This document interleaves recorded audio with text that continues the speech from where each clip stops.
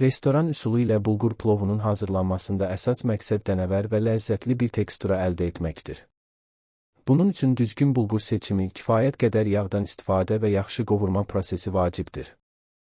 Bu üsulun xarakterik dadı soğanın və tomatın yağda yaxşı qovurulmasından, həmçinin bişdikdən sonra dəm almasından gəlir. Addım-addım hazırlanma qaydası. Plov üçün iri dənəli, keyfiyyətli plovluq bulgur seçilməlidir.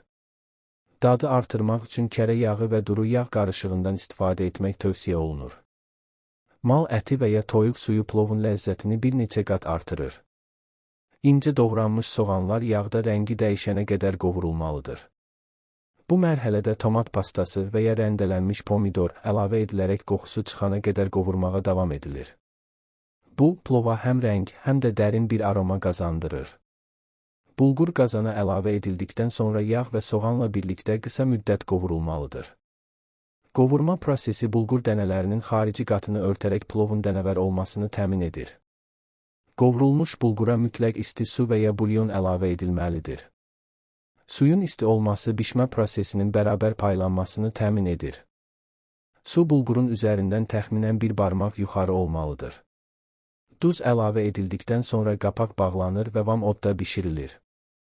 Plov suyunu tam çəkdikdən sonra ocaqdan götürülür. Qapağın altına kağız dəsmal qoyularaq təxminən 10 dəqiqə dəm alması gözlənilir. Dəm almış plovu taxta qaşıqla ehtiyatla qarışdırın ki, dənələr əzilməsin. Plovun yanında süzmə qatıq və ya ayran möhtəşəm bir tamamlayıcıdır. Zövqə görə quru nanə və ya pul biber əlavə etmək restoran dadını evinizə gətirəcək. Nuş olsun.